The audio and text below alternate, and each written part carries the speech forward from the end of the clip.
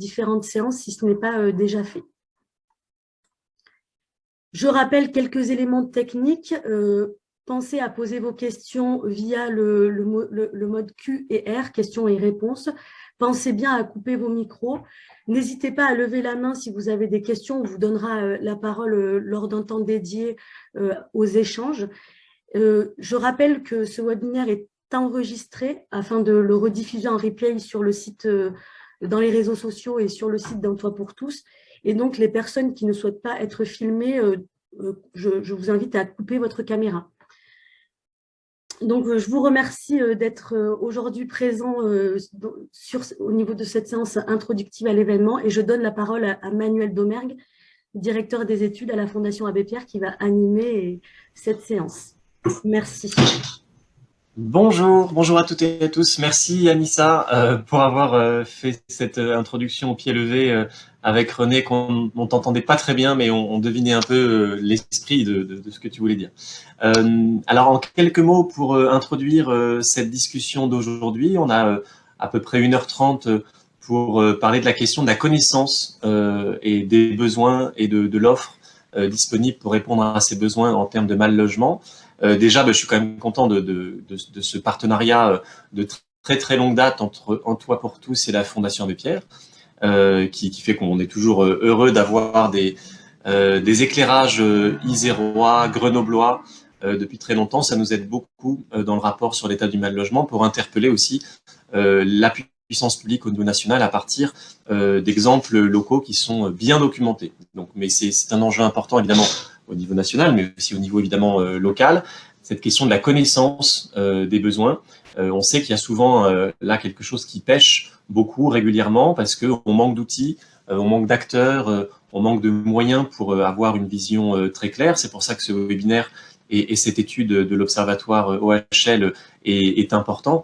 Pourquoi c'est important? Parce qu'évidemment, vous le savez bien, hein, la connaissance, ça va souvent avec la reconnaissance des personnes, des personnes qui sont invisibilisées dans les statistiques, dans l'expression des besoins, sont des personnes auxquelles on va mal répondre.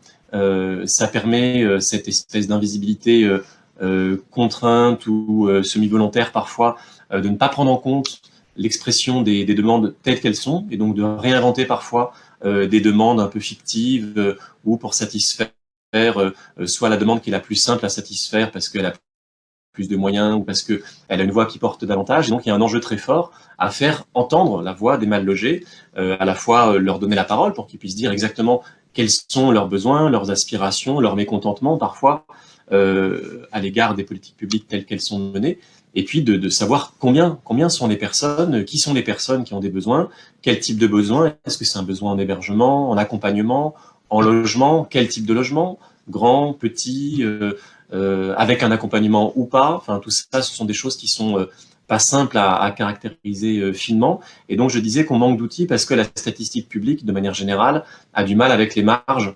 Les personnes qui sont hébergées chez des tiers, des personnes qui sont en migration, des personnes qui sont nouvellement arrivées sur un territoire, des personnes qui sont mobiles, des personnes qui n'ont pas forcément recours à tous leurs droits, qui ne sont pas dans la statistique du trésor public. Enfin, voilà. Donc tout ça, ce sont des personnes qui, à l'échelle globale, sont quantitativement peu nombreuses, mais à l'échelle du mal logement, des besoins sont très importantes. Et donc, quand on a du flou sur ces marges, ça implique souvent une offre qui ne correspond pas. Donc il y a un besoin important, et c'est pour ça que c'est bien d'avoir ce développement que Anissa, tu vas pouvoir nous présenter, parce qu'on pourra connaître plus rapidement, plus facilement l'étendue des besoins. Alors c'est pas pour autant, c'est pas parce qu'on connaît l'étendue des besoins qu'on y répond immédiatement, mais au moins on ne peut pas dire qu'on ne savait pas. Donc il y a depuis des années de la part de l'Observatoire de l'hébergement et du logement cet effort qui est fait à la fois de collecte de toutes les données existantes et puis de restitution auprès des acteurs associatifs, des acteurs publics, de l'opinion publique, de l'existence de ces besoins. Et ce qui est compliqué, c'est à la fois d'avoir la photographie des besoins et aussi avoir une idée des flux, de l'évolution de ces besoins, parce que c'est ça qui est difficile. Hein. Il ne suffit pas de simplement répondre aux personnes à un instant T, mais aussi d'anticiper l'évolution prévisible avec toujours une marge d'incertitude de ces besoins. Et c'est vrai qu'à la Fondation Abbé Pierre, on a souvent alerté y compris récemment, sur des évolutions qui sont parfois rapides. Hein. Je pense à des vagues de migration qui peuvent surprendre si il n'y a pas un accueil à la hauteur. Et puis des évolutions lentes, mais qu'il faut anticiper.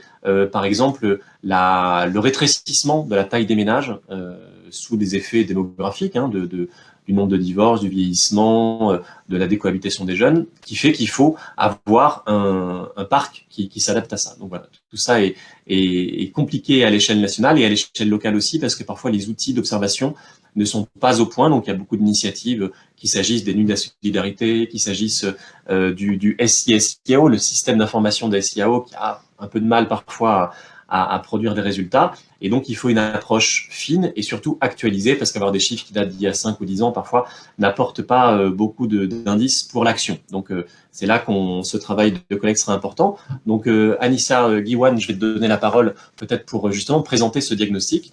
Et ensuite, on aura la parole d'acteurs à différents niveaux qui vont expliquer comment ils perçoivent cette demande en évolution. Puis la crise sanitaire a encore ajouté de l'imprévu, des évolutions qui n'étaient pas attendues. Donc chacun à leur niveau. Nous aurons Françoise Bouchot pour la coordination des accueils de jour en Isère. Donc c'est souvent le premier point d'accueil de connaissances de public en difficulté.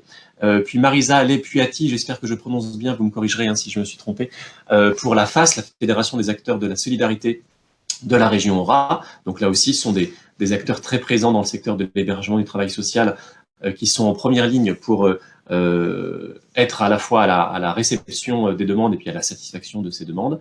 Et puis Isabelle Rueff, présidente d'APSIS, donc l'association des bailleurs sociaux de l'Isère, qui sont également des solutions structurelles, pérennes, avec évidemment un temps plus long qui est le temps du logement social, mais qui doit évidemment s'adapter à ces demandes en évolution constante. Anissa, je te donne la parole. Merci beaucoup. Merci beaucoup Manuel pour cette introduction. Donc, comme l'a souligné, je me présente Anissa Guiwan, responsable de l'Observatoire de l'hébergement et du logement à Un Toit pour tous. Donc, moi, je vais effectivement faire l'exercice de vous présenter l'ensemble des besoins en matière d'hébergement et de logement qui s'expriment localement en Isère et des réponses qui y sont apportées. Donc, je vais faire cet exercice de manière assez rapide. Hein. J'ai 10 minutes, donc je vais essayer de m'y tenir. Manuel est là pour tenir le chrono. Donc, cet exercice, on le réalise chaque année. Manuel l'a souligné, l'exercice de produire de la connaissance sur ces questions est importante, notamment de souligner, de voir l'évolution de ces besoins dans le temps et de les mettre en perspective au regard du contexte. Donc, ces données, cette année, elles s'inscrivent dans un contexte marqué par les inégalités et la précarité des ménages, qui a été accentuée par la crise sanitaire, mais aussi par des mesures politiques structurelles prises depuis 2017, qui sont venues à la fois fragiliser les ménages, mais aussi la capacité des organismes HLM à produire du logement social. Donc, dans un premier temps, je vais revenir sur la question de la situation la plus dramatique qui nous réunit aujourd'hui. C'est la question des personnes qui sont privées de domicile personnel. Donc, cette donnée-là, on peut s'en rendre compte à partir de plusieurs données. Celle de la demande d'hébergement d'urgence, bien sûr, où on voit que plus de 4000 demandes se sont exprimées sur le territoire de l'Isère. Ce sont des situations diverses, des personnes qui sont hébergées chez des tiers, des personnes à la rue, des personnes en habitat précaire, en squat, en bidonville, qui sont concernées par cette privation de domicile personnel. On peut la lire aussi à travers la demande de logement social. Cette année, on a eu plus de 31 000 demandes en Isère. Et sur ces demandes-là, on voit que la part des personnes privées de domicile personnel atteint 30%. Donc, elle concerne environ 9 000 ménages sur le territoire. Donc, à travers ces données qu'on ne peut pas accumuler, parce qu'une personne peut effectivement faire une demande d'hébergement d'urgence et une demande de logement social, elles nous permettent quand même de saisir l'ampleur du phénomène en Isère. Si je reviens un petit peu plus sur la question de l'évolution dans le temps, on voit que depuis 2015, on observe une évolution de la demande au 115 et depuis 2019, on observe une diminution. Ça s'explique aussi en partie par le non-recours. On n'a pas les données 2020, mais ça se confirme. Les dernières informations que l'on a pu obtenir confirment cette tendance à la baisse des demandes d'hébergement d'urgence qui s'explique en partie sur des questions effectivement où les personnes ne recourent plus au 115 faute de solution. En revanche, vous le voyez, hein, on voit que si les demandes diminuent, les attributions aussi. Hein. Donc, la pression qui s'exerce sur la demande d'hébergement d'urgence est forte et importante et elle ne permet pas de répondre, en tout cas, à l'ampleur de la demande qui s'exprime. En revanche, on le voit sur les domiciliations, hein, c'est un indicateur important aussi à suivre chaque année que l'on collecte au niveau de l'observatoire. Et on voit qu'il y a eu une nette augmentation entre 2019 et 2020 des boîtes aux lettres actives au niveau du CCAS de Grenoble. C'est une tendance qui s'observe aussi sur les autres territoires et auprès des autres CCAS. Un autre indicateur, c'est la domiciliation qui est réalisée à la date. Donc, la date, c'est la structure en Isère qui s'occupe de domicilier les personnes en situation de demande d'asile et qui n'ont pas pu bénéficier d'un hébergement spécifique lié à leur situation et qui se retrouvent domiciliés dans ce cadre-là. Donc, on voit que ça concerne plus de pratiquement 1500 ménages sur le territoire. C'est important aussi de revenir sur cette question-là parce qu'il y a une part importante de personnes en situation d'exil et en situation de migration qui se retrouvent dans ces situations d'extrême précarité sans aucune autre solution que de recourir à l'hébergement d'urgence faute d'une réponse étatique vis-à-vis de leur situation de demandeurs d'asile. Là, ce que nous donne aussi à voir les profils hein, des personnes qui sont en demande d'hébergement d'insertion, de logement social. Ce qu'on observe, et Emmanuel l'a dit aussi en introduction, c'est une majorité de personnes seules. Et plus la solution est précaire, et plus cette part est importante, jusqu'à atteindre 72% pour des personnes domiciliées au CCAS, alors que les personnes seules représentent 34% des ménages isérois. On retrouve aussi cette surreprésentation pour les familles monoparentales, alors qu'elles ne représentent que 9% de la population en Isère. Elles atteignent jusqu'à 25% des personnes qui sont en demande d'hébergement d'insertion, 23% des personnes en demande de logement social. Donc, on voit là aussi qu'il y a une surreprésentation de ces ménages-là au sein des demandes d'hébergement et de logement. Pardon.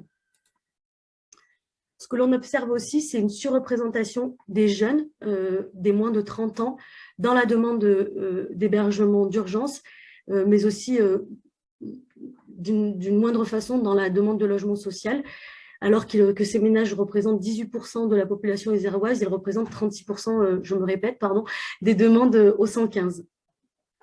Donc, cette surreprésentation des jeunes de moins de 30 ans dans les demandes d'hébergement et leur proportion plus faible dans la demande de logement social témoigne de leur éloignement vis-à-vis de cette offre, mais aussi de la précarité à laquelle une partie d'entre eux est confrontée et qui ne leur permet pas d'accéder au logement. Cette précarité, elle s'est intensifiée depuis la crise sanitaire avec une forte hausse des demandes concernant les aides financières destinées aux jeunes. Comme vous pouvez le voir sur le schéma qui suit, on observe que plus de 182% de demandes d'aide financière dans le cadre du fonds d'aide aux jeunes d'urgence. Ce sont des demandes qui sont liées à un besoin urgent, principalement alimentaire, d'hébergement ou de transport, pour lequel une réponse rapide est nécessaire. On observe aussi une augmentation forte, plus 215% de demandes d'aide financière dans le cadre du parcours contractualisé vers l'emploi et l'autonomie, géré par les missions locales. Donc, ces jeunes qui font partie d'une catégorie des populations qui ont été les plus touchées par la crise, en raison d'une part de leur position fragile sur le marché du travail et d'autre part par l'absence d'aide financière stable pour leur permettre de faire face à une perte d'emploi ou à des difficultés d'insertion professionnelle dans cette période. Au-delà des effets économiques, la crise, à travers les périodes d'incertitude qu'elle a engendrées, a également eu des impacts sur les capacités de projection de ces jeunes. Elle est moins visible, mais cet effet est pourtant souligné par l'ensemble des acteurs du territoire qui travaillent auprès de ce public, et il conduit au désengagement de ces jeunes dans leur parcours d'accompagnement qui génère des ruptures de droits et potentiellement du non-recours. Donc, on voit que ces jeunes ont été fortement touchés par la crise sanitaire. Si, comme je l'ai souligné, les ménages les plus vulnérables sont des ménages de petite taille, la capacité, elle, du parc à loger ces ménages n'est pas réellement adapté. On voit qu'au niveau du parc social, les petits logements, les T1, les T2, respectivement constituent 5% ou 19% des logements disponibles pour répondre à ces ménages. Et on voit également que les taux d'attribution dans le parc social sont les plus faibles, 20% pour les T1 et 31% pour les T2. Donc on voit là que le parc est peu adapté pour répondre à ces ménages. Et qu'ils se voient du coup et qu'ils se retrouvent confrontés à devoir se loger dans le parc privé.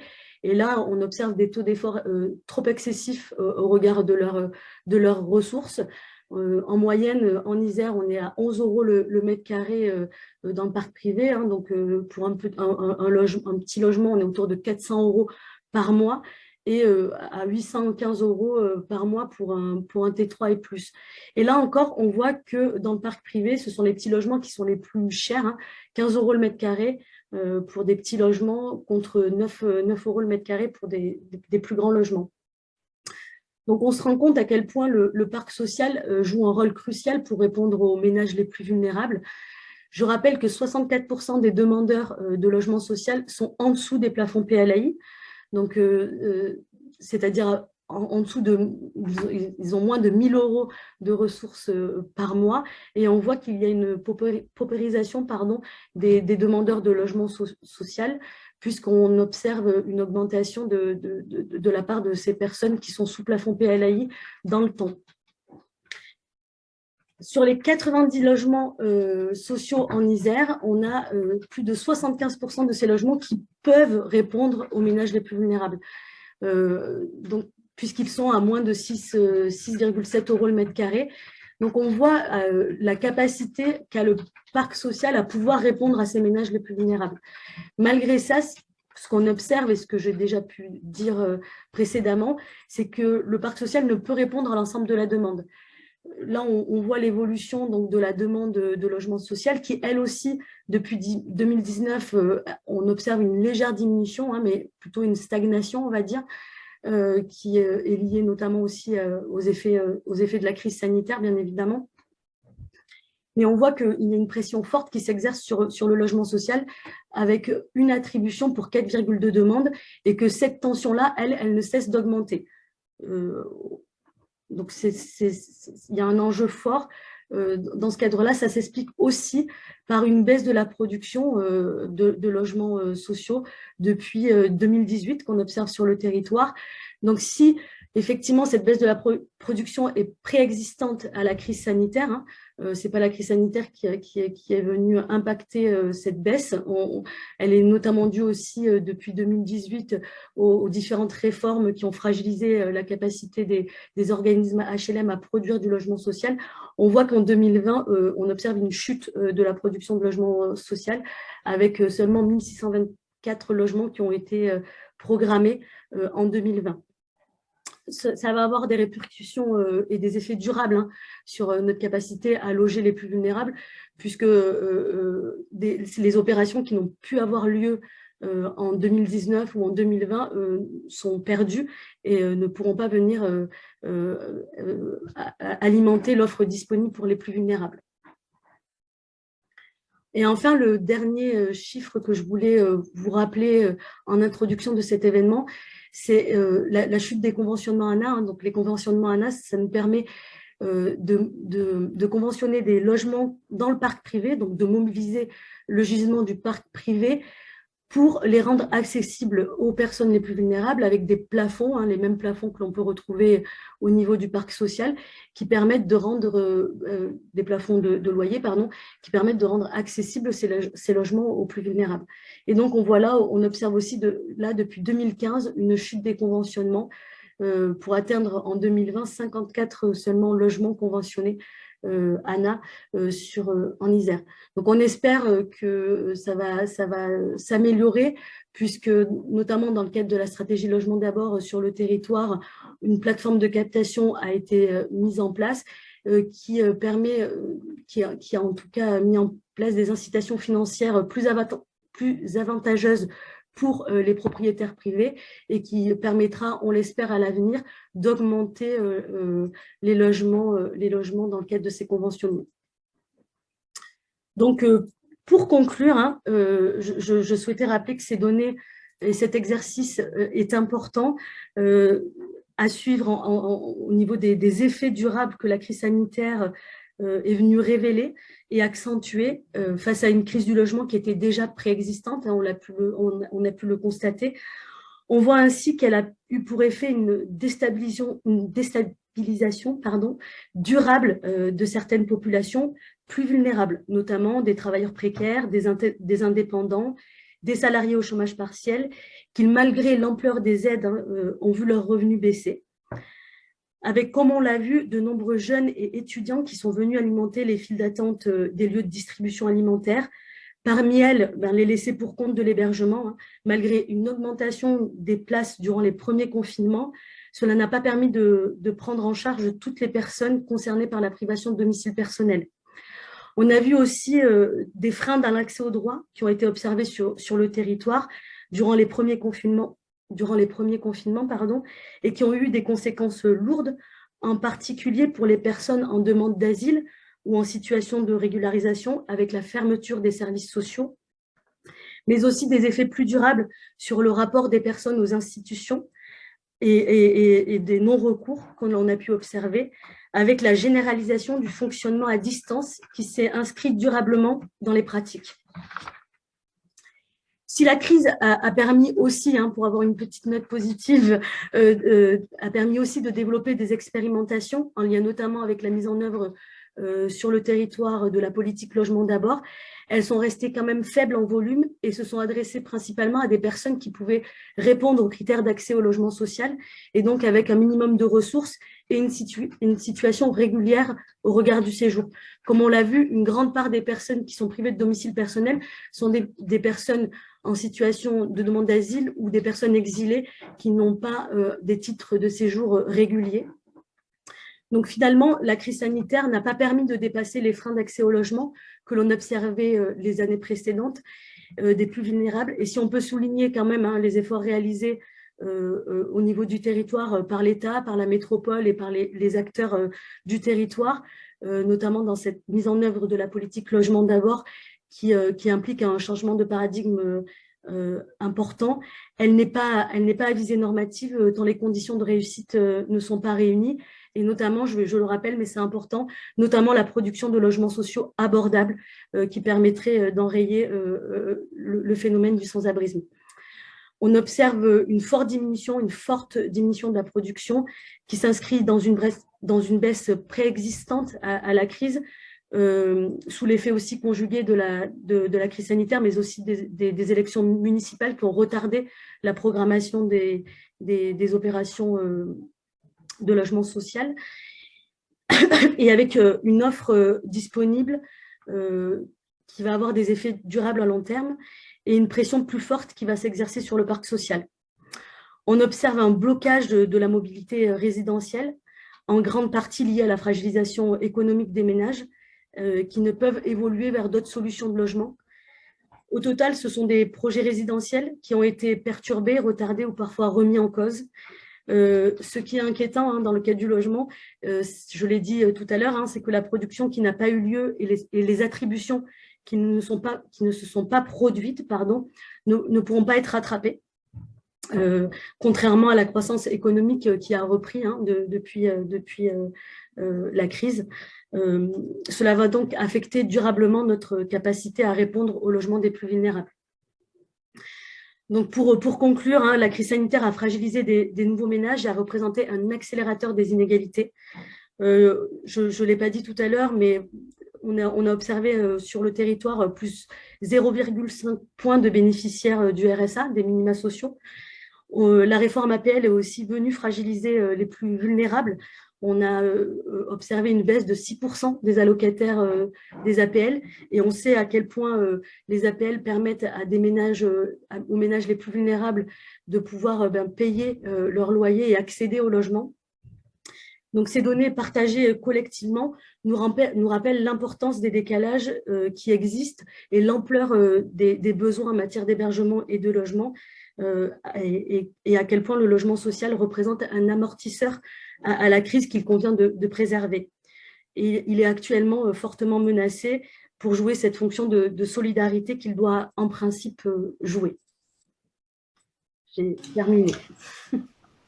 Merci beaucoup, Anissa Jiwan. Tu as été parfaitement en plus dans les temps. Je pense que c'était très complet. Juste, il y a une question de Christian Lebrun qui demande si c'est bien les graphes sur les nouveaux conventionnements chaque année à ANA. Je pense que oui.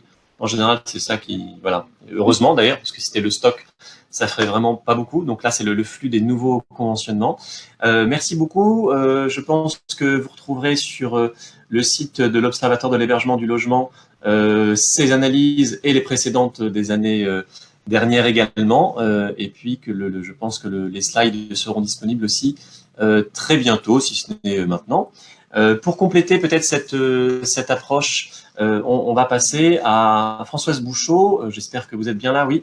Est-ce que, voilà, pour la coordination des accueils de jour, est-ce que vous constatez également ce type d'évolution de la demande, des besoins des personnes qui fréquentent vos accueils de jour dans l'Isère? Et est-ce que vous retrouvez, depuis 2020, notamment avec la crise sanitaire, le même type d'accroissement des demandes d'aide d'urgence? Et est-ce que vous constatez également l'évolution des publics qui a été décrite par Anissa, avec davantage de familles monoparentales, de personnes seules, de jeunes qui sont sans réponse dans d'autres services? Et l'intérêt des accueils de jour, c'est que justement, il y a un accueil inconditionnel, donc on peut voir, y compris des personnes qui sont en situation de non-recours par ailleurs. Je vous laisse la parole, j'espère que ça va bien capter. À vous. Bonjour, vous avez 10 minutes. j'espère que vous m'entendez bien. Voilà. Donc, effectivement, la coordination des accueils de jour réunit plusieurs structures sur l'ensemble de l'Isère, une dizaine de structures, Vienne, Bourgoin, et puis beaucoup dans l'agglomération grenobloise. Nous nous réunissons en général une fois par mois, donc c'est aussi une chance pour échanger nos pratiques et se tenir à jour. Ce qu'on peut constater, et ce que vous avez déjà dit, c'est que la crise sanitaire a accentué effectivement un certain nombre de choses qu'on percevait avant et qui sont devenues nettement plus visibles. Ce qu'on peut dire sur les effets de la pandémie sur les accueils de jour, je dirais un éclairage en demi-teinte. Si on parle de la lumière, du positif, effectivement, ça a mis sur le devant de la scène les accueils de jour, parce qu'on a découvert, pour certains, ces associations de proximité où il y a un fort engagement bénévole. C'est à la fois des structures souples, adaptables, et qui ont très rapidement su trouver les voies et les moyens pour reprendre les accueils durant les confinements, puisque les temps d'arrêt ont été assez courts, et que ça a pu reprendre malgré effectivement quelquefois un retrait de certains bénévoles, remplacé par l'engagement volontaire d'autres plus jeunes. Donc ça a été, je dirais, quelque chose d'extrêmement important, ou en tous les cas qui a redonné de la visibilité aux accueils de jour. Par contre, peut-être ce qu'on peut appeler la demi-teinte ou l'ombre, c'est des associations qui ont souvent été présentées ou identifiées, voire même utilisées comme des opérateurs par les pouvoirs publics pour distribuer des services répondant aux besoins primaires. Alimentation, hygiène, aide financière d'urgence. Alors, c'est vrai que ce sont les lieux d'accueil de jour où on peut accéder à ce type de demandes qui sont extrêmement importantes, mais ce n'est pas la finalité des accueils de jour. C'est effectivement toutes ces aides, je dirais, qui répondent aux besoins primaires, permettent de sécuriser les personnes et faciliter leur engagement dans un processus de construction d'un parcours de vie qui peut prendre des orientations différentes en fonction des personnes. Et du coup, peut-être c'est l'occasion de rappeler ce que sont les accueils de jour.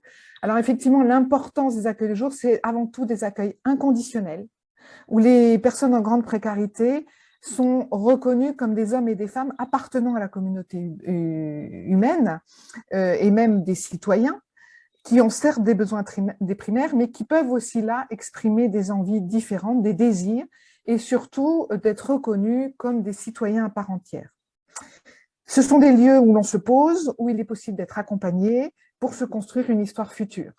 Et notamment, c'est un point de départ pour aller vers le soin, l'hébergement, éventuellement le logement, mais aussi pratiquer des activités, une expression culturelle et citoyenne, et effectivement, un lieu où chacun à son rythme et selon son histoire va pouvoir retrouver un accès au droit, parce que c'est peut-être un des constats très forts qui a été révélé pendant la pandémie et qui a rappelé à Anissa, c'est cette rupture dans l'accès au droit du fait de l'arrêt à un moment donné, mais surtout de la dématérialisation qui était déjà antérieure, mais qui s'est accentuée et accélérée, laissant sur le côté une grande partie des publics les plus en précarité.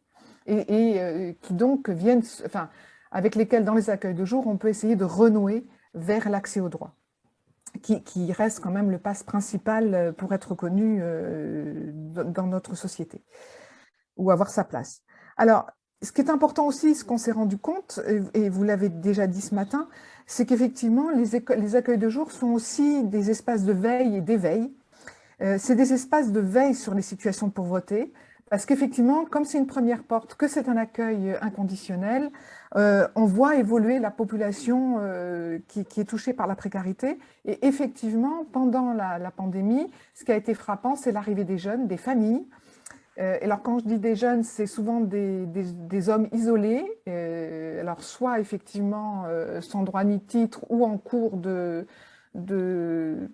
parcours de régularisation, et avec aussi de façon inquiétante les mineurs isolés sans solution d'hébergement et pour lesquels on n'applique pas la protection de l'enfance. Donc, effectivement, on a vu arriver, et on a vu arriver aussi les intermittents, les saisonniers dans notre région, puisqu'effectivement, ça a été un des publics qui s'est rapidement trouvé avec l'arrêt des stations dans de grandes difficultés, puisque c'est des personnes qui peuvent avoir un équilibre en recourant à ce type d'activité, et qui se sont retrouvés sans rien, avec au tout démarrage un peu un trou dans la raquette par rapport à ces publics-là, puisque c'est des contrats courts et pas toujours tous les éléments pour faire valoir leurs droits au chômage partiel. Voilà, donc ça c'était important, et donc effectivement, on a vu rapidement une modification du public et surtout une augmentation de la fréquentation des accueils de jour. C'est aussi un excellent endroit d'observation du non-recours, puisqu'effectivement, on a des personnes dans les accueils de jour qui sont en rupture avec quelquefois les services sociaux.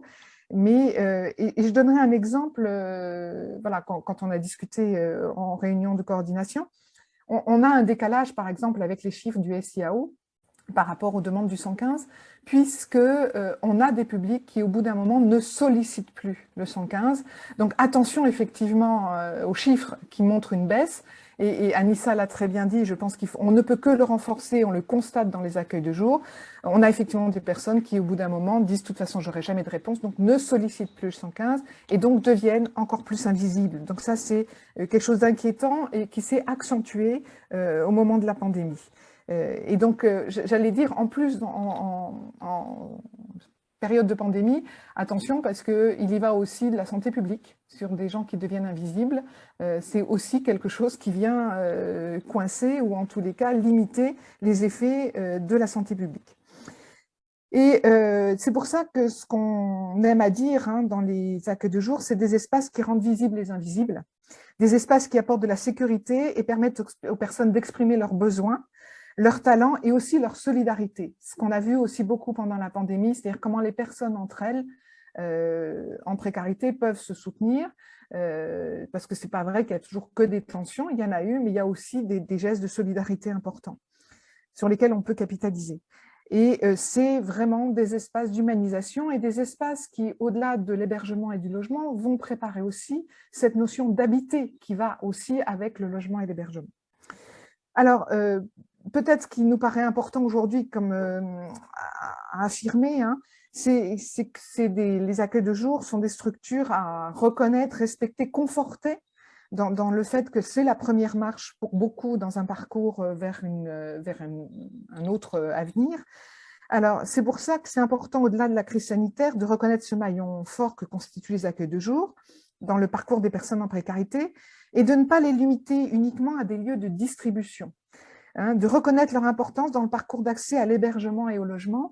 Et pour affirmer peut-être un peu plus ça, actuellement, on voit se développer un certain nombre de thématiques avec l'État, sur un groupe de travail sur l'aide alimentaire, sur le logement d'urgence, mais il nous semble vraiment pertinent d'aborder ça de façon transversale, puisqu'il y a vraiment des liens très forts entre ces différentes structures. Et cette importance doit se traduire effectivement par une plus forte coopération entre les accueils de jour et les acteurs de l'hébergement et du logement, mais aussi par une dotation en moyens humains, financiers et logistiques de ces accueils de jour. Une des choses dont on s'est rendu compte très vite au moment de la crise sanitaire et du premier confinement, c'est que les locaux des accueils de jour n'étaient pas toujours adaptés pour accueillir les personnes et beaucoup n'ont pas pu continuer leur activité du fait de l'exiguïté des locaux ou de leur non-appropriation aux consignes sanitaires. Or, ces consignes sanitaires, on le voit, vont durer. Et donc, c'est vraiment important d'aider ces structures. Donc, certaines sur la région grenobloise avaient déjà démarré et sont maintenant installées dans des locaux qui permettent d'accueillir dans des bonnes conditions et de se maintenir dans un contexte sanitaire dégradé. Mais néanmoins, il en reste qui ne sont pas encore bien relogés. Je pense au Rigaudon, à Voiron. Et voilà. Et pourtant, ces structures sont extrêmement importantes. Alors, et certes, hein, elles ont été ingénieuses pour profiter des extérieurs, pour continuer les accueils, faire du drive, des choses comme ça. Mais je pense que c'est un point important. Et c'est aussi un point important de pouvoir renforcer ces accueils de jour par des professionnels. Parce que certes, l'engagement bénévole est important, mais on sait qu'il s'inscrit dans la durée quand il y a une animation et qu'il y a un soutien par des professionnels qui peuvent prendre le relais sur des actions durables. Voilà. Alors, les accueils de jour demain, les rôles et les fonctions. Alors, ce qui est important, c'est qu'on peut se réjouir justement, et sûrement la crise sanitaire, c'est des effets bénéfiques de la crise sanitaire, cette reconnaissance ou cette mise sur le devant de la scène des accueils de jour. Eh ben, on constate aujourd'hui, et c'est aussi lié au travail de la coordination des accueils de jour, ben, aujourd'hui, on est très présent dans le nouveau PALDI, voilà, bien identifié et nommé, donc ça, c'est pour nous des avancées importantes. On a vu aussi des moyens importants apportés pendant la crise sanitaire. Il y a eu la mise à l'abri des personnes au-delà du plan hivernal, il y a eu une dotation importante des petites associations, on a vu la créativité se développer, effectivement un accompagnement, une adaptation des pratiques des locaux. Il n'en demeure pas moins qu'on a des inquiétudes qui persistent, notamment sur la mise en place de la trajectoire 2022-2024, qui contient de vraies avancées et que beaucoup de fédérations dont on fait partie attendaient, hein, c'est-à-dire on sort de la gestion en thermomètre de la période hivernale. Voilà, on a un renforcement du dispositif logement d'abord, ça ce sont vraiment des avancées, mais dans le public qu'on reçoit dans les accueils de jour, nous sommes très inquiets par rapport au fait qu'il y a une stagnation des places d'hébergement d'urgence qui sont déjà aujourd'hui insuffisantes, puisqu'on l'a dit et on l'a redit, on n'arrive pas à loger tout le monde. Donc, cette stagnation des places d'hébergement d'urgence nous inquiète, et parce qu'on a aujourd'hui à la rue de nombreux hommes seuls et mineurs isolés. On a une vraie difficulté sur les femmes en difficulté, et notamment en sortie de prostitution ou victimes de violences, qui ne trouvent pas toujours réponse. Et ça, c'est quelque chose de dramatique sur lequel il faut vraiment travailler. On a aussi, ce qui nous inquiète, une production, j'allais dire de façon un peu caricaturale, de personnes et de familles sans droit ni titre, du fait des difficultés de régularisation des étrangers. Et du coup, se pose la question pour les accueils de jour, est-ce que demain, on va être des lieux où on va gérer la réponse négative ou accompagner ces réponses négatives, ce qui n'est pas simple. Comment on va accompagner ces publics qui sont dans les accueils de jour sans perspective?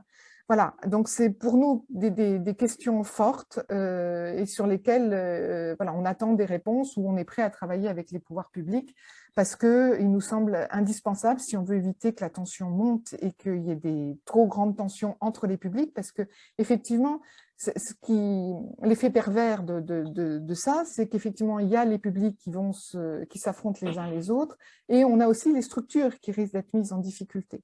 Donc voilà, donc pour nous, c'est important. Même s'il y a eu beaucoup d'avancées et qu'on est en capacité de capitaliser sur un certain nombre de choses, vraiment important de ne pas condamner les accueils de jour à accompagner des personnes sans perspective et uniquement gérer des réponses négatives, ne pas les considérer comme des opérateurs urgentistes, mais les reconnaître comme des acteurs à part entière de l'hébergement et du logement. Et les progrès actuels, hein, pour certains issus de la pandémie, doivent bénéficier à tous les publics en difficulté. Ils ne peuvent se faire au détriment de catégories de publics, d'autant plus que cette catégorisation peut avoir plusieurs effets pervers, comme de monter les publics les uns contre les autres et, par glissement, remettre en cause le principe d'inconditionnalité de nos accueils. Voilà, ce qui nous semble vraiment important, et je pense que ça sera l'objet demain en parlant de ce qui se fait dans les accueils de jour, aujourd'hui, ensemble, de capitaliser et avec les personnes que nous accueillons, les véritables avancées issues de la crise sanitaire. Voilà, merci. Merci beaucoup Françoise Bouchot pour ce tour d'horizon très complet sur les accueils de jour et ce qu'ils révèlent. Je vous rappelle pour les personnes qui assistent à ce premier webinaire que vous pouvez poser vos questions soit dans le chat, soit dans les questions-réponses, n'hésitez pas. Nos intervenants pourront vous répondre à la fin de ce tour d'horizon. Je me tourne maintenant vers Marisa Lepuati, j'espère que je prononce bien votre nom, pour la face Auvergne-Rhône-Alpes. Donc du coup, vous avez aussi la transition est toute trouvée. Est-ce que du côté de l'hébergement, du travail social, vous avez aussi constaté ce type d'évolution des demandes? Est-ce que vous pensez que le nombre de personnes qui appellent le 115 révèle soit une hausse du non-recours, soit des créations de places d'hébergement accrues, notamment depuis les premiers confinements? Il y a eu un effort de l'État assez important à ce niveau-là, évidemment pas suffisant. Et comment vous voyez l'avenir avec ce qui a été énoncé par Françoise Bouchot, l'idée d'aller vers une programmation pluriannuelle du nombre de places d'hébergement, mais la crainte aussi d'une forme de stagnation et donc qui ne permettent pas de répondre à toutes les personnes qui font des demandes d'hébergement ou de logement, puisque on voit que la baisse du nombre de places d'hébergement qui est programmée dans les années à venir pourrait être acceptable si ça révélait une montée en puissance du logement d'abord, que les personnes soient un peu moins en hébergement et un peu plus en logement, mais évidemment on a la crainte que ce ne soit pas forcément le cas. Je vous passe la parole, j'espère que vous êtes bien avec nous, je ne vous vois pas, mais vous avez 10 petites minutes. Pourtant, merci beaucoup. vous m'entendez, la vidéo est pourtant… Oui, très bien. C'est bon? Très bien. Voilà, donc moi je voulais dire en premier lieu que je n'ai rien de plus à ajouter que ce que Françoise Bouchot a très très bien, je dirais, résumé. Ce qui m'a été demandé lors de la préparation de cette intervention, c'était davantage de faire un focus du point de vue des professionnels, c'est-à-dire poser dans le débat qui est le nôtre aujourd'hui la question de la professionnalité qui doit nécessairement accompagner le processus concernant l'hébergement des personnes les plus défavorisées, les plus vulnérables.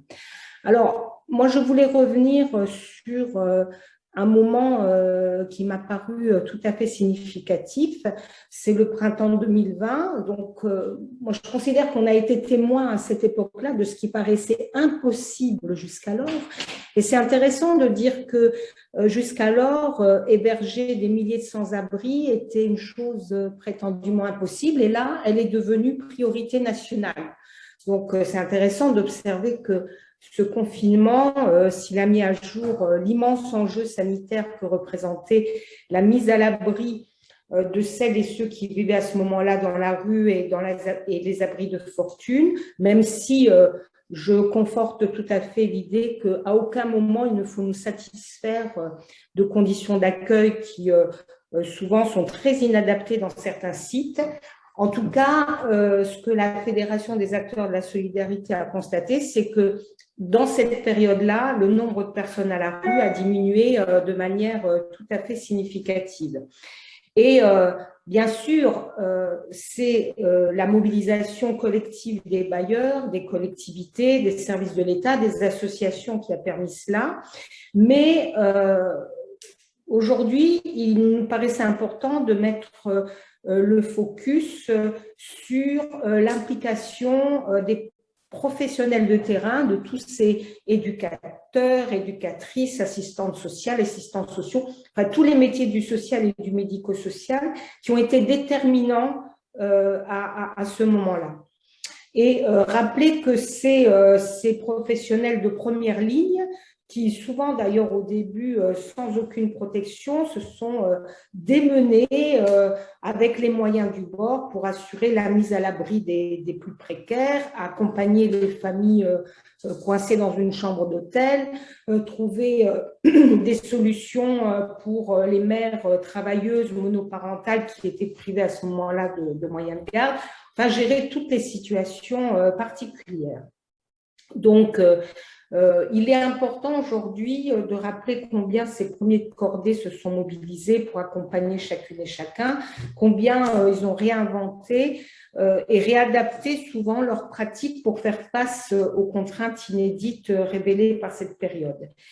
Et donc, moi et beaucoup d'autres, je pense aussi l'ensemble des acteurs de ce milieu-là, on a vraiment espéré que cette expérience, elle suscite une prise de conscience et qu'elle fasse écho aux alertes que nous lançons depuis de nombreuses années, que lancent depuis de nombreuses années toutes les organisations professionnelles du secteur sanitaire, social et médico-social. Parler de droit au logement des personnes défavorisées, parler des moyens nécessaires pour un accompagnement idéal ne peut pas être réfléchi sans mettre très fortement l'accent sur le fait qu'aujourd'hui, les métiers de l'accompagnement social sont en berne. Peut-être qu'une partie des personnes présentes ne le savent pas, mais aujourd'hui, nombre de professionnels démissionnent.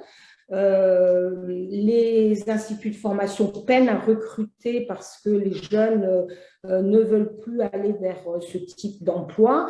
Et même, on m'a rapporté que des jeunes démissionnent en cours de formation de travailleurs sociaux.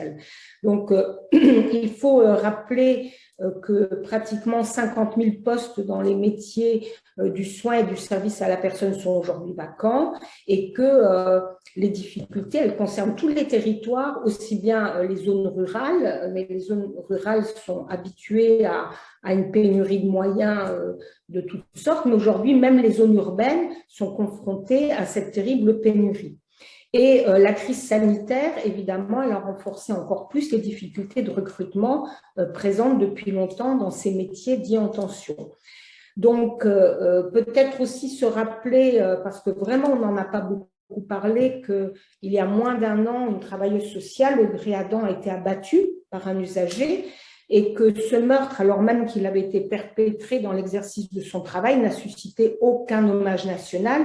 Et ça a fait dire à ses collègues qu'ils étaient aussi invisibles que le public dont ils s'occupent, que c'est un métier difficile et que les travailleurs sociaux aujourd'hui ont complètement le sentiment d'être oubliés.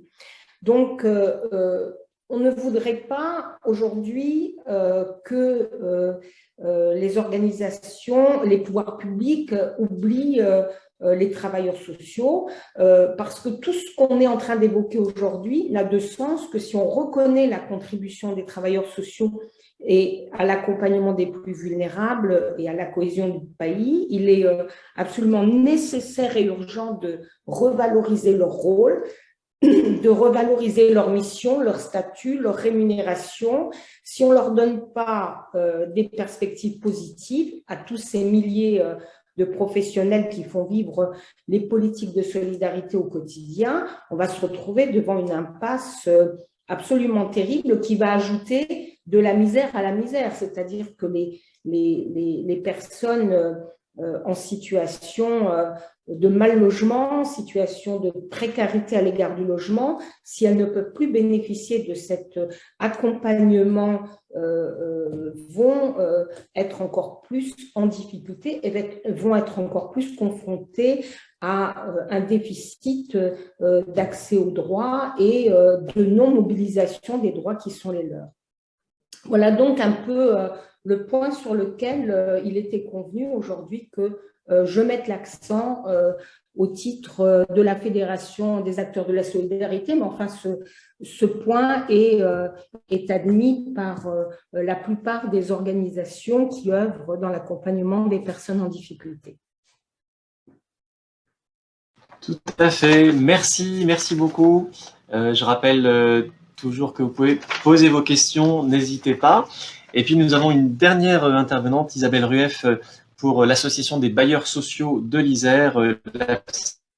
Évidemment, quand on parle de l'évaluation des besoins en logement, en accompagnement des personnes qui sont mal logées, qui sont en demande d'hébergement, de logement, qui sont accueillies dans les accueils de jour, évidemment, ça fait écho au travail des bailleurs sociaux, à comment ils peuvent s'adapter tant bien que mal à cette demande, à la fois sur leur offre neuve, ce qui est toujours difficile parce que l'offre neuve, elle est toujours marginale, et aussi sur leur offre ancienne qui tourne avec les attributions qui tournent souvent pas très vite dans les zones tendues comme l'Isère.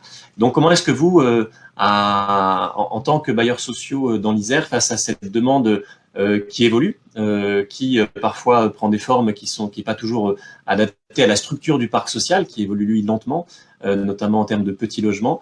Comment est-ce que vous vous adaptez à l'évolution de cette demande et est-ce que vous avez l'impression d'en être capable et comment est-ce que aussi le contexte national qui n'est pas très porteur pour les bailleurs sociaux en termes de subventions, d'aide à la pierre, de fiscalité, peut aussi vous contraindre dans cette capacité d'adaptation. Est-ce que vous êtes bien avec nous? Je suis là. Est-ce que vous m'entendez? Voilà, merci. Oui, très bien. Donc, bonjour à toutes et à tous. Et donc, je vais essayer de présenter au nom d'Apsys les réflexions actuelles et les constats des bailleurs sociaux autour de finalement 5 thèmes. Mais finalement, le point commun de ces différents thèmes, c'est qu'ils illustrent à la fois la fragilisation des publics que nous logeons et la difficulté croissante à apporter des réponses face à ces difficultés. Alors déjà, peut-être un premier élément en termes d'accompagnement des ménages, et là je fais vraiment le lien avec l'intervention précédente. Je voulais rappeler que les bailleurs sociaux sont bien entendu et ont toujours été investis sur ce thème de l'accompagnement des ménages, et dans le droit commun, tous les bailleurs sociaux ont notamment conseillères en économie sociale et familiale qui permettent cet accompagnement, et notamment sur une problématique impayée, mais aussi sur des problématiques plus vastes autour de la santé mentale. Des partenariats se sont noués. Mais au-delà de ces dispositifs de droit commun, des initiatives qui ont été prises et auxquelles participent les bailleurs sociaux, mais qui vont poser aussi un certain nombre de questions. Donc depuis 2017, c'est l'engagement d'un certain nombre de bailleurs dans le dispositif logements sociaux accompagnés. Et donc ce dispositif est intégré dans la plateforme d'accompagnement Logement d'abord. Donc là encore, il s'agit de favoriser l'accès, la sortie d'hébergement, le soutien des ménages dans la période qui suit le relogement et la prévention des expulsions.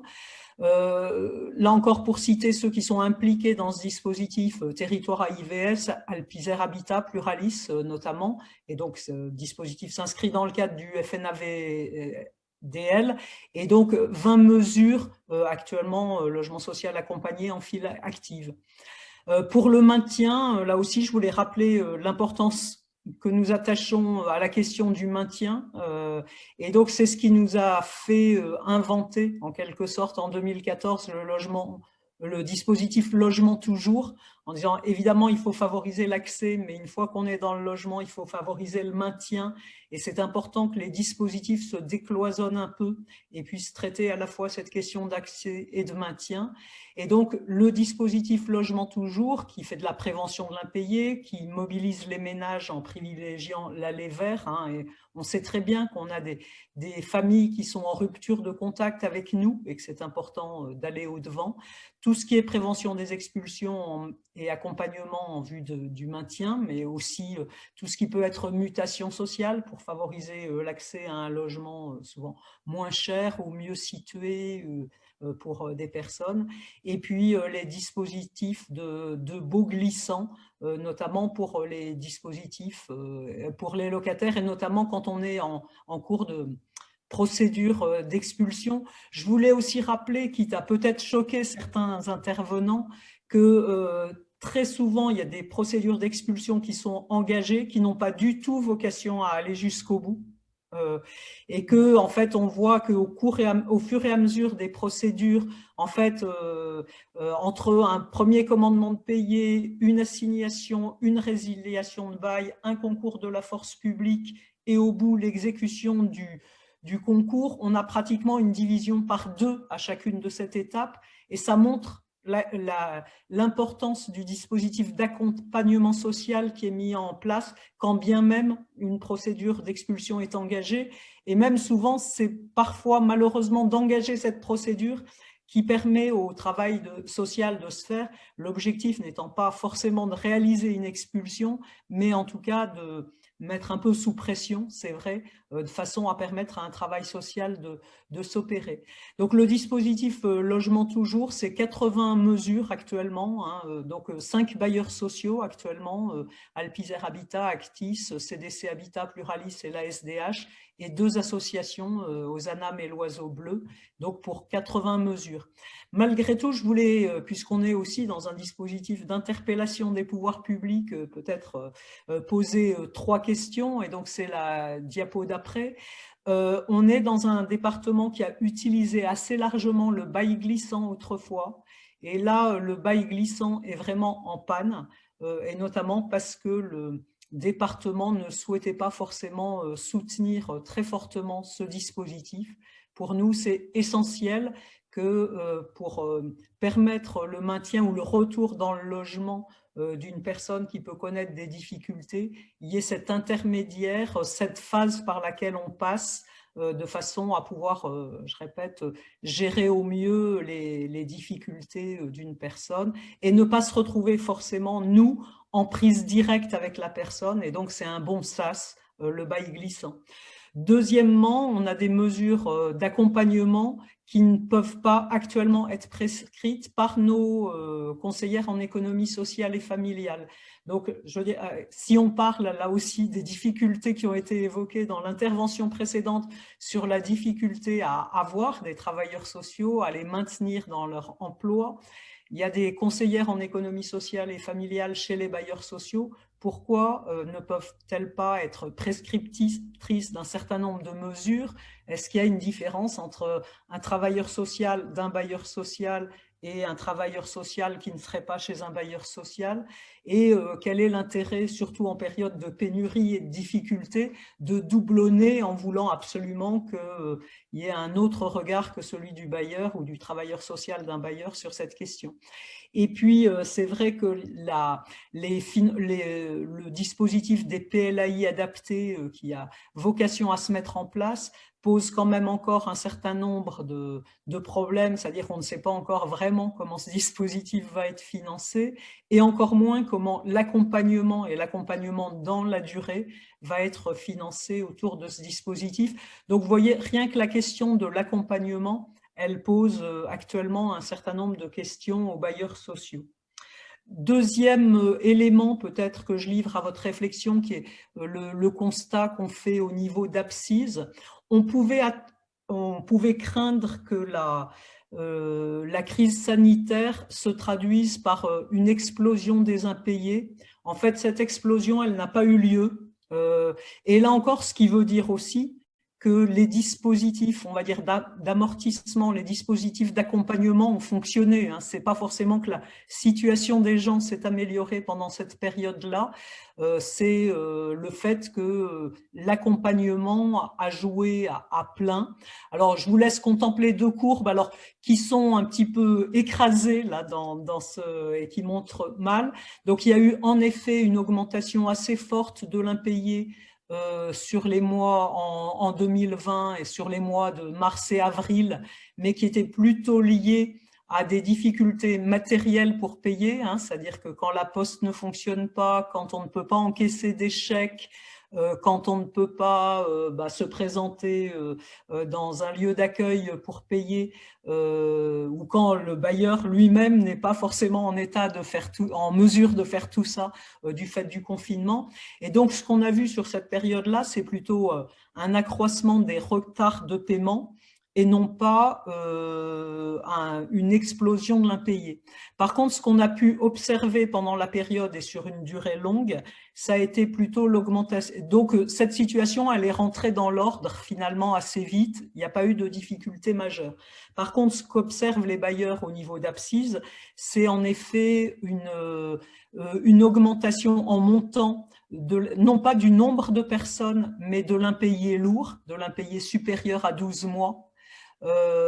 Sans mystère, finalement, les personnes qui ne payaient pas pour des raisons diverses et des difficultés, notamment leur loyer avant la crise sanitaire, ne se sont pas mises soudain à le payer pendant la crise sanitaire. Et donc là, en fait, ce qu'on voit, c'est que sur ces populations-là, il y a eu une vraie difficulté à pouvoir engager un dialogue, à essayer d'améliorer la situation, à essayer de solvabiliser. Et donc, au bout du compte, la crise sanitaire s'est traduite au début par une augmentation du retard de paiement et s'est traduite au final par une augmentation de l'impayé lourd plutôt, mais sans qu'il y ait des changements notables au niveau du nombre de personnes et des personnes elles-mêmes qui étaient dans cette situation. En tout cas, l'observation montre plutôt une stabilité et le fait que l'impayé de façon globale ne s'est pas fortement aggravé, mais l'impayé lourd, si, et donc une vraie difficulté à traiter évidemment ces cas, parce que plus l'impayé est lourd, plus bien entendu il devient difficile à traiter. Voilà le constat. Par contre, et là non lié à la crise sanitaire, vraiment ce qu'on a vu, c'est la question de la réforme des aides personnalisées au logement. Alors là aussi, les courbes sont très écrasées par l'échelle, hein, mais vous avez quand même une courbe 2020 et une courbe 2021 qui se traduit quand même par des choses très caractéristique de ce qui s'est passé avec la réforme de l'aide personnalisée au logement, donc avec la contemporanéisation. Ça y est, je suis arrivée à le dire, il y a une fois sur deux où il vaut mieux éviter d'employer ce mot parce qu'il est difficile à prononcer. Mais donc, qu'est-ce qu'on voit? Enfin, ce que vous voyez en 2020, c'est une courbe tout à fait normale, c'est-à-dire qu'on sait qu'au mois de janvier, qui est le mois de recalcul des droits, on est sur le montant et le nombre de personnes le plus faible et qu'au fur et à mesure de l'année, les droits sont recalculés et donc on finit habituellement novembre-décembre avec des montants beaucoup plus élevés d'APL. Alors quand je dis beaucoup plus élevés, on est en 2020, ça n'a rien à voir avec les montants qu'on pouvait percevoir et que en 2017, puisque là on est déjà sur des montants bien plus bas que ceux de 2017. Je rappelle qu'en 2018 est intervenue à la fois la baisse des APL et la compensation partielle par la réduction de loyer de solidarité, mais qui n'a pas totalement solvabilisé, en tout cas pas autant que ce qui était annoncé. Là, on est sur cette courbe 2020 qui est une courbe quasi normale, sauf qu'elle est beaucoup plus basse, évidemment, que ce qu'on pouvait voir en montant d'APL en 2017. Là, vous avez 2021, la mise en œuvre de la contemporanéisation, et donc le calcul tous les 3 mois, finalement, de l'APL, ce qui pouvait apparaître comme une mesure d'aide et une mesure de justice, en pratique, pénalise beaucoup les jeunes et les actifs précaires. Voilà. Et de façon générale, elle crée une instabilité sur les ressources et sur l'APL. La charge de loyer, elle est constante sur l'année. Et l'absence de visibilité sur l'APL et sur les ressources sur cette période-là est extrêmement pénalisante pour les familles. Et donc, vous voyez effectivement sur 2021 une baisse du nombre, une baisse du montant de l'APL. Les chiffres nationaux nous donnent 97 € pratiquement d'APL en moins sur les jeunes précaires. Voilà. Et donc là, effectivement, on voit bien qu'il y a certaines catégories de public qui ont été très fragilisées. J'ajoute quand même un autre élément qui est non négligeable, c'est la difficulté des CAF à gérer cette réforme. Voilà. Alors, les CAF sont plutôt sous l'eau actuellement, ne serait-ce que sous l'angle des effectifs en mesure de traiter ça. Le système est beaucoup plus complexe que ce qui pouvait être annoncé. Et donc, on a également des délais qui sont anormalement longs et des anomalies dans le calcul des APL. Et là encore, c'est un élément de fragilisation et d'instabilité supplémentaire pour les personnes. Donc, il faut reconnaître que la fragilisation est sans doute accrue par la réforme des aides personnalisées au logement. Quatrième point, on l'a évoqué. Alors, Anissa a montré les chiffres isérois de la production de logements. Là, pour ne pas reprendre exactement les mêmes chiffres, c'est le territoire de la métropole de Grenoble. Et donc, vous voyez une courbe depuis 2009 qui a connu une hausse jusqu'à 2014, qui baisse de façon assez régulière. Vous avez le creux très important en 2020, crise sanitaire, élections municipales et fragilisation des bailleurs, et une remontée qui est loin d'être suffisante dans les prévisions pour 2021. Donc, ce qui a été dit tout à l'heure se confirme au niveau des chiffres des bailleurs, et surtout si on regarde sur période longue, le sentiment que les belles années de production sont maintenant derrière nous et qu'on a une vraie difficulté à produire du logement. Or, là encore, ce que je veux rappeler, c'est que ne pas pouvoir produire de logement, ce n'est pas une volonté des bailleurs, clairement, des bailleurs sociaux, que dans notre modèle économique, c'est au contraire la production de nouveaux logements qui va nous assurer des ressources et des lois, parce que nos ressources sont constituées par les loyers, qui va nous amener des loyers supplémentaires. Et donc, c'est doublement pénalisant pour évidemment les personnes en attente de logement qu'on n'arrive pas à produire, et pour nous-mêmes, puisque effectivement ça nous pénalise dans nos ressources. Les explications, les difficultés d'accès au foncier, le peu d'appétence pour le logement social, alors souvent de la part des territoires et des élus, des collectivités. Il y a très clairement des endroits où le temps des maires bâtisseurs paraît derrière nous et où on freine plutôt la production de logements sociaux. Et puis aussi l'acceptabilité par les populations du logement social qui fait qu'on n'a jamais eu autant de retours, de recours sur nos opérations que actuellement. Donc, une difficulté à produire. Si on couple ça avec un des effets de la crise sanitaire qui a été une forte baisse de la rotation, inutile de dire que la situation de tension est extrême sur le territoire. Et donc, ça illustre là aussi ce qui a été dit par Anissa tout à l'heure sur la difficulté à pouvoir satisfaire une demande croissante de logement social. Et je ne parle même pas des typologies et donc de l'adaptation à la demande de ces logements, mais rien qu'en nombre, on voit qu'on a une difficulté. Et là aussi, si on rentre dans le qualitatif, c'est-à-dire la typologie, la réponse est de moins en moins satisfaisante actuellement.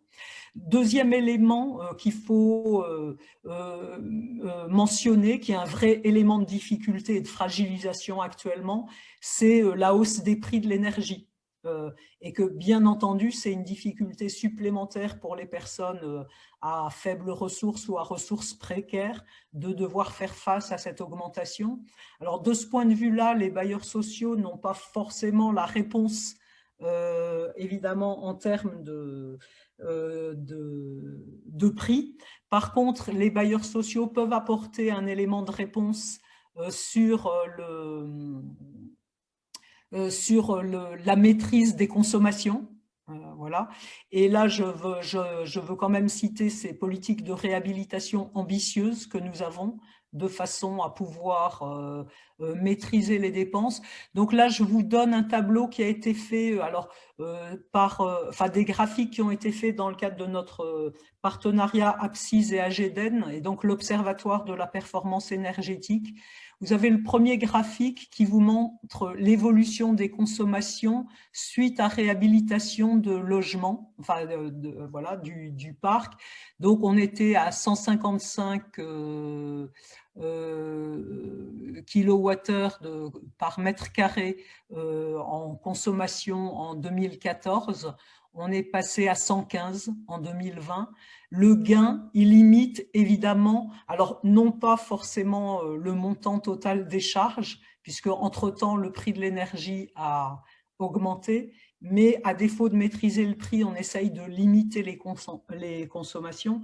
Et c'est pour ça que c'est extrêmement important que les bailleurs puissent continuer à mener leur politique de réhabilitation. Ils sont structurés pour ça, ils sont organisés pour ça. On a évidemment la question des ressources qui sont posées. Donc la fragilisation des bailleurs peut faire peser effectivement un risque sur leur capacité à continuer à réhabiliter. Pour donner un chiffre, actuellement, dans le patrimoine total des bailleurs d'Apsise, on a 35% des logements qui sont en catégorie énergétique performante, c'est-à-dire les étiquettes DPE A, B, C. Pour le parc au niveau national, pour le privé, au niveau national, c'est moins de 24%. Donc, en fait, les 10 points de plus et même 10 points de plus qu'on a en matière de performance sont extrêmement importants à rappeler et c'est important qu'on puisse continuer à le faire. Même si, effectivement, là encore, il faut relativiser. On a fait quelques calculs qui montraient qu'en 2011, l'énergie, enfin les consommations énergétiques, ça faisait 9,62 € au mètre carré. On est à 10,25 maintenant, donc ça veut dire une augmentation, c'est une augmentation de 7%. Mais si on regarde par rapport au prix de l'énergie, on devrait avoir 25% d'augmentation. Donc il y a quand même un effort. Et là encore, quand on parlait du rôle d'amortisseur du logement social, il l'est aussi sur la question des charges et sur la question des consommations d'énergie. Et puis le deuxième graphique, il montre la performance énergétique dans le neuf. Et là aussi, la production de logements est importante puisque maintenant, on fait des logements avec des étiquettes évidemment énergétiques beaucoup plus favorables. Et donc, l'importance de pouvoir produire du logement social, c'est aussi l'importance de pouvoir continuer à remplacer finalement des logements peu performants au niveau énergétique par des logements qui le sont plus, et donc de permettre aux locataires du logement social de payer des charges beaucoup moindres que celles qu'ils auraient à payer si on était encore soit dans une passoire thermique et qu'on ne pouvait pas dans une passoire thermique et donc si on ne pouvait pas du tout amortir le coût, l'impact de l'augmentation des coûts de l'énergie. Un petit résumé peut-être en conclusion, c'est-à-dire j'espère qu'on a montré au travers de ça que l'importance du bailleur social qui est vraiment indispensable et notamment ça s'est vu dans la crise sanitaire. Donc l'importance de ne pas fragiliser le bailleur social. Ne pas fragiliser le bailleur social, ça veut dire effectivement ne pas fragiliser davantage ses locataires qui ne le sont actuellement. Et puis, c'est lui permettre à la fois de continuer sur son élan de production. Et là, cet élan, le moins qu'on puisse dire, c'est qu'il est bien freiné actuellement. Et puis, de ne pas le fragiliser non plus financièrement. Et notamment, je pense à tout ce qui est entretien et réhabilitation du patrimoine, qui sont des éléments absolument essentiels pour permettre aux locataires de faire face au quotidien aux difficultés de la vie. Voilà. Très bien, merci beaucoup Isabelle Rueff. Il y avait quelques questions pour des éclaircissements qu'on peut peut-être traiter maintenant sur le chat. Une question sur le sens du PLAI adapté, une question sur les foyers qui sont en impayés de loyer et est-ce que certains bailleurs sociaux pourraient effacer les dettes, certains s'y étaient engagés apparemment. Est-ce que vous savez si c'est le cas? C'était en Île-de-France, mais peut-être que dans l'Isère, il y a des démarches dans ce sens-là, particulièrement dans cette période ou de manière générale. Il y avait des questions sur le graphique sur la consommation énergétique des logements sociaux. Est-ce que ce sont des consommations qui sont estimées ou mesurées? C'est vrai que c'est pas tout à fait pareil. Et puis une question de sens, mais quand vous dites que 35% des logements sociaux sont de catégorie A, B ou C, j'imagine que ça veut dire que 65% sont au-delà. Voilà, ça je pense que c'est mathématique. Voilà, peut-être vous avez quelques réponses sur ces sujets-là.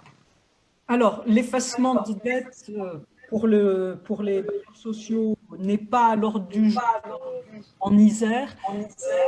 On continue à accompagner très fortement, voilà.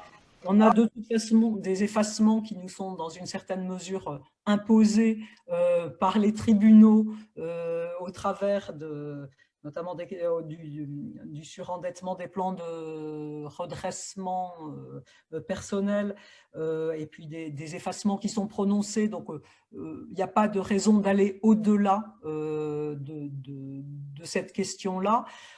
Pour autant, je répète, je pense qu'un certain nombre de bailleurs pratiquent, en tout cas c'est le cas d'Alpizer Habitat, des remises de solvabilisation pour accompagner des personnes dans un parcours et accompagner éventuellement l'effort qui peut être fait par un ménage.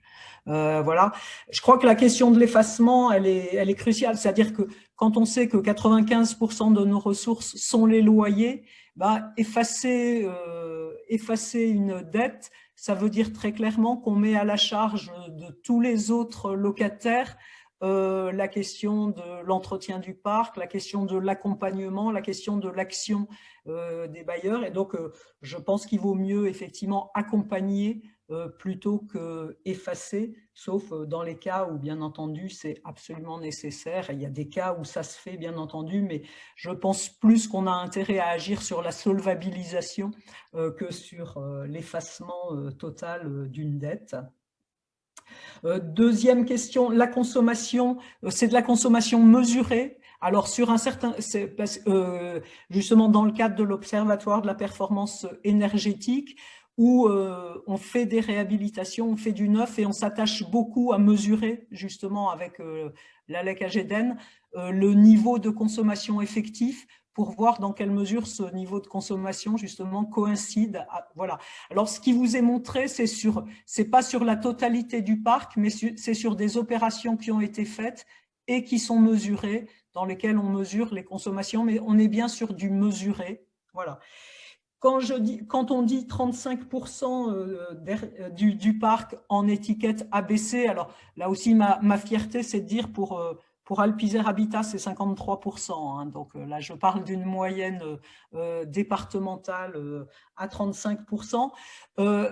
La deuxième, on a une très, très grosse part des étiquettes D aussi dans notre patrimoine. Alors, du coup, que je ne cite pas comme les étiquettes les plus performantes, ABC, mais le D, on est quand même très loin de la passoire thermique. Voilà, donc en fait, la grande majorité du parc est quand même sur une étiquette favorable si on inclut les étiquettes D, excusez-moi de parler de ça. Et donc, bien entendu, toute l'action des bailleurs, ça va s'attacher à faire disparaître complètement, évidemment, tout ce qui est étiquette F et G.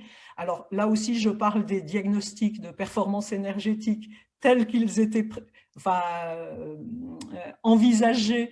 Voilà, il y a un nouveau mode de calcul qui n'est pas encore entré en vigueur et dont on va voir ce qu'il donne, mais globalement, une passoire thermique restera une passoire thermique, et là, je crois que toute l'action des bailleurs doit être évidemment tournée vers la résorption complète de ces passoires.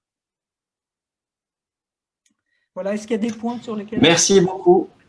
Il y avait la question sur les PLAI adaptés. Alors, les PLAI adaptés, c'est effectivement un produit. En fait, le PLAI adapté, je dirais que c'est une approche produit qu'on nous demande. C'est-à-dire, est-ce que vous êtes capable de faire des logements pas trop chers? Et donc, pour que le logement soit pas trop cher, ça veut dire qu'il faut réduire un certain nombre de surfaces. Hein. Je répète, le coût du logement, il est assez directement, enfin le prix du logement, il est assez directement lié à sa surface. Donc, ça veut dire de pouvoir réduire, mais on va dire que dans la période actuelle, on voit bien l'importance quand même de garder des surfaces suffisantes, des extérieurs suffisants, la possibilité. Enfin, voilà, donc on a quand même cette question-là. On a la question de la taille du logement, mais là, je dirais que, enfin, en tout cas en typologie, et là, de ce point de vue-là, effectivement, sachant qu'on manque cruellement de petits logements, et ça a été dit dans l'intervention, je dirais que des typologies pour des personnes seules ou des couples sans enfants ou des familles monoparentales est très importante. Enfin voilà, et donc là, de ce point de vue-là, le PLAI adapté répond, hein, voilà, donc à cette interrogation sur justement la taille et la composition des familles qui ont besoin d'un logement social actuellement. Par contre, c'est vrai qu'une offre produit, ça ne suffira pas. Il y a aussi un service, il y a un accompagnement à mettre en place. Et là, on sait très bien que dans tous les dispositifs souvent mis en place par l'État, on a un accompagnement qui est prévu au départ et qui s'arrête très vite. Voilà. Et là, si on veut faire ce genre de produit, il faut vraiment qu'à un moment, l'État et d'autres acceptent l'idée que l'accompagnement doit se faire dans la durée. C'est pas du style, je vous fais 1 an d'accompagnement et après ça s'arrête. Et encore 1 an, c'est quand ça dure longtemps. Et donc, on a cette question de dire, il faut un produit adapté, il faut également un accompagnement adapté dans la durée. Je vois arriver des commentaires sur le fait que l'intervention n'est pas toujours très audible, donc… Ah d'accord. Alors on va peut-être s'arrêter là. On a déjà pas mal dépassé le temps des uns et des autres. Merci beaucoup pour vos réponses et votre présentation. Il y avait une question plus générale sur la contemporanéité du calcul des APL pour savoir si, malgré les aspects négatifs qui ont été soulignés par les uns les autres, il y avait quand même aussi des aspects positifs. Il y en a quelques-uns à ma connaissance, mais qui sont moins nombreux. C'est pour ça que l'État fait des économies en fait avec cette réforme. Mais il y a quelques ménages allocataires APL dans le bas de la distribution, parmi les plus pauvres, qui ont eu un petit regain d'APL parce qu'on a calculé plus rapidement leurs ressources. Et quand leurs ressources étaient basses et ont baissé, ils ont eu un petit sursaut d'APL supplémentaire. Mais à l'arrivée, l'État économise 1 milliard d'APL et donc ça fait 1 milliard d'APL en moins pour les allocataires. Voilà, s'il fallait. De toute façon, les graphiques sont parlants quand il y a moins de monde et moins de personnes et un montant en baisse, globalement, on voit qu'il n'y a pas de hasard. Banque de gagnants. On est d'accord. Je ne sais pas s'il reste des questions dans la salle aussi. Peut-être je peux essayer de conclure parce qu'il est déjà 11h30. Mais si vous en avez encore ou des interventions, vous avez toute liberté pour le faire. Mais sinon, je pense qu'on est à peu près bon. Écoutez, c'est le moment de remercier pour ma part tous les participants et surtout participantes, toutes les interventions, et relever peut-être quelques points saillants qui peuvent alimenter aussi des discussions pour le reste de la semaine de discussion. On voit que le système, quand même, je trouve, d'information est pas toujours très réactif, dans l'Isère comme ailleurs, c'est quelque chose de très généralisable, et qu'au moment de faire un peu le bilan de l'évolution, de la dégradation de la situation sociale sur le front de l'accès à l'hébergement, au logement social, ne serait-ce que l'accès aux droits pour les personnes qui sont les plus démunies, on peine à avoir des chiffres, là en novembre 2021, ne serait-ce que les chiffres de 2020. Je pense notamment à la question des demandes d'hébergement d'urgence et de la satisfaction de ces demandes d'hébergement d'urgence. Encore aujourd'hui, on est parfois à citer des chiffres de 2019, alors que la situation a quand même potentiellement bougé. Enfin, en tout cas, on a du mal à le mesurer aujourd'hui. Donc, c'est un vrai problème, je pense, quand même, dans la question de la connaissance. Et des outils comme les nuits de la solidarité, etc., peuvent être utiles parce qu'ils peuvent mesurer de manière plus régulière l'évolution des publics, mais ce sont des outils qui nécessitent beaucoup de mobilisation de bénévoles, d'associations, et pas des outils d'information au long cours qu'on peut avoir de manière régulière. Donc là, c'est vrai qu'il y a un petit point aveugle dans l'Isère comme partout sur où en est la crise du logement aujourd'hui suite à quand même 18 mois de Covid.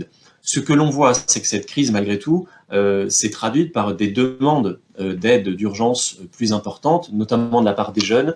On a vu également de la part de saisonniers, donc des publics qui sont en général plus vite touchés par une crise économique et sociale parce qu'ils sont plus précaires, parce qu'ils arrivent dans la vie active et donc sont les premiers touchés. Même si la hausse des demandes peut aussi traduire une hausse du recours à des aides et pas de manière automatique une hausse des difficultés sociales, même si on peut évidemment le pressentir, tout comme quand il y a des millions de personnes en plus qui font la queue pour la distribution alimentaire. Évidemment, c'est un signe de dégradation de la situation, mais on mesure encore une fois des instruments de distribution d'aide et pas vraiment des situations elles-mêmes. Donc voilà, ce sont des indices, mais pas plus que ça. Ce qui rassemble toutes les interventions de ce matin sur l'évolution des publics, hein, c'est la hausse et la surreprésentation des jeunes, des célibataires et notamment des jeunes hommes célibataires qui sont surreprésentés en demande d'accès au droit à la domiciliation dans les accueils de jour, dans les demandes HLM, dans les demandes d'hébergement d'urgence, avec des difficultés à y répondre, notamment quand il s'agit de personnes qui sont à droit incomplet, comme on dit, ou en situation irrégulière. Pour l'accès au logement social, évidemment, c'est légalement plus difficile d'y avoir accès. Et puis, la question des personnes isolées pose la question qui a été beaucoup mise en avant sur le manque de petits logements, de structures qui soient adaptées à la fois à la taille des ménages et puis à leurs moyens, parce que la difficulté quand on est une personne seule, c'est qu'on a une seule source de revenus et aussi parfois une forme d'isolement qui peut aussi compliquer l'accès aux droits et au parcours résidentiel des personnes. Et quand on regarde les petits logements, donc ça a été dit, hein, il y a un manque de petits logements dans le parc social et dans les nouveaux logements sociaux par rapport à la demande. Et puis, ça a été dit également, les petits logements dans le parc privé, parce qu'il ne faut jamais oublier que malgré en France l'importance des systèmes de réponse publique, la plupart des personnes qui se retrouvent à un moment à chercher un logement vont d'abord chercher dans le parc locatif privé. Et là, sur les petits logements, on est à 15 € du mètre carré dans l'agglomération grenobloise. Donc 15 € du mètre carré, ce sont des niveaux très importants, et pour autant qui sont jugés comme trop bas par l'administration centrale, le ministère du Logement, pour justifier l'encadrement des loyers du parc locatif privé, donc qui a été refusé à Grenoble et quelques dizaines de villes alentours, parce que les loyers étaient trop bas. Donc évidemment, quand on regarde plus précisément de quel loyer on parle, les loyers des petits logements, ben là, à 15 € du mètre carré, c'est très élevé.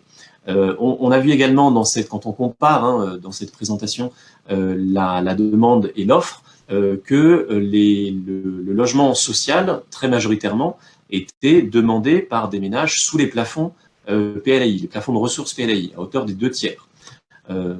Et la production neuve n'offre pas 2/3 de PLAI.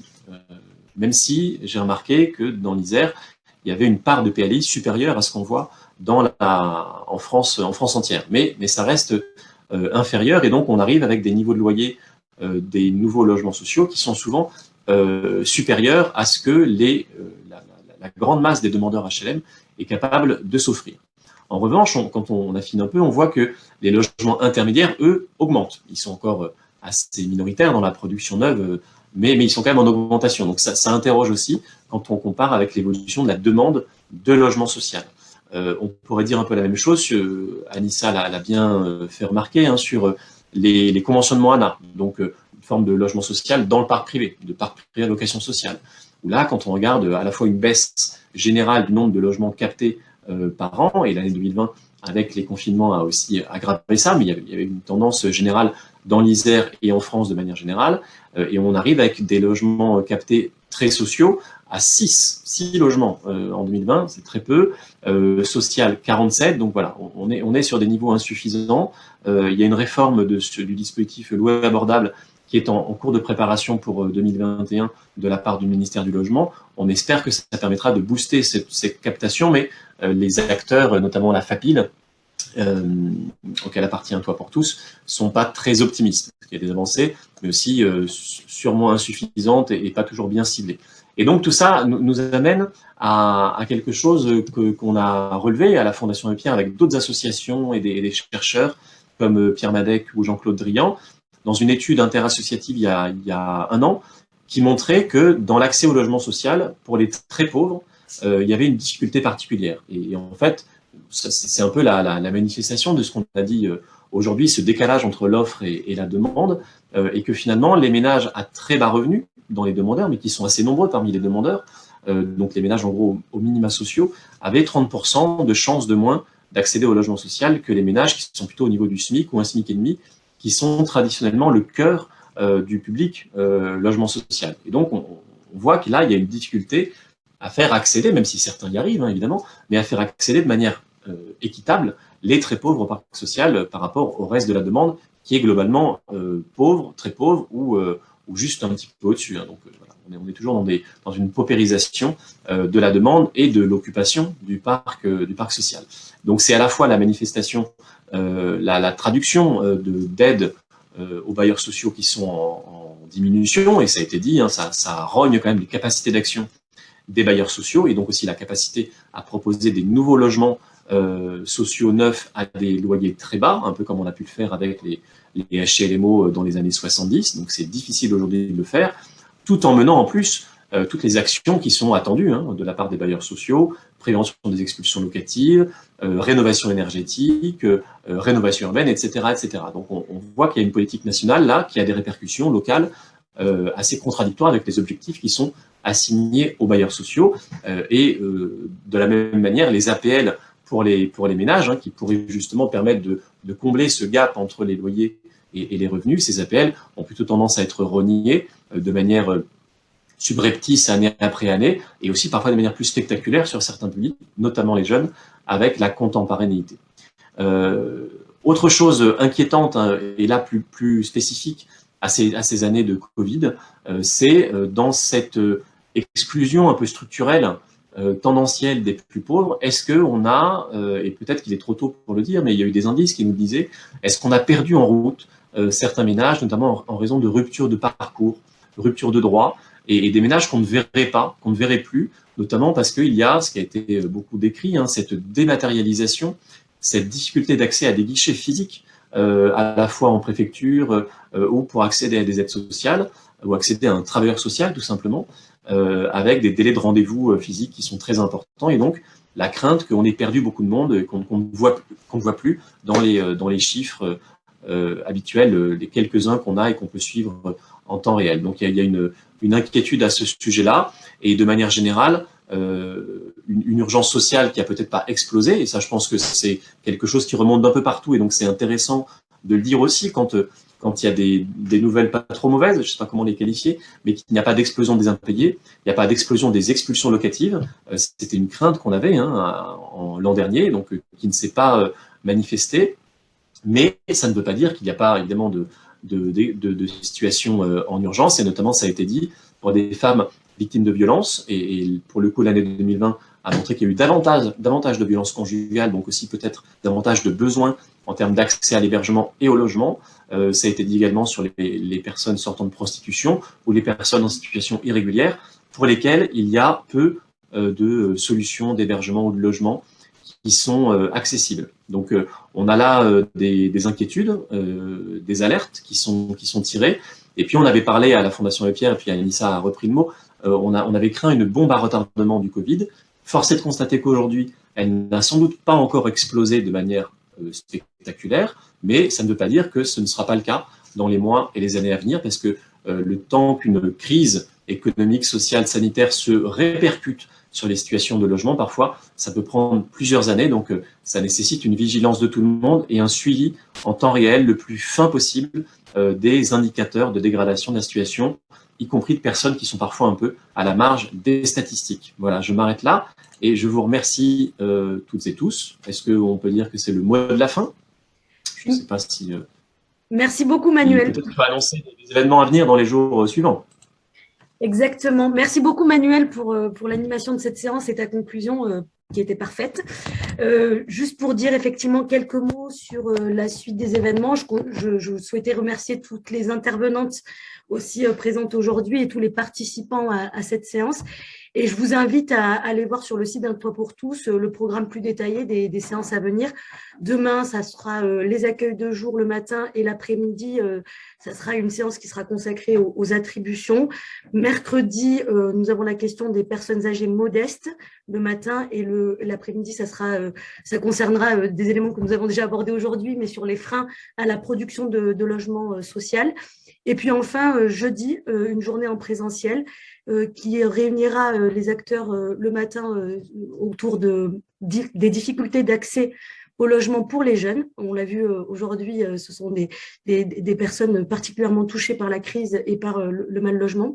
Et enfin, l'après-midi, une séance qui sera consacrée à l'avenir du logement social. Je vous remercie encore toutes et tous et je vous souhaite une bonne fin de journée. Merci.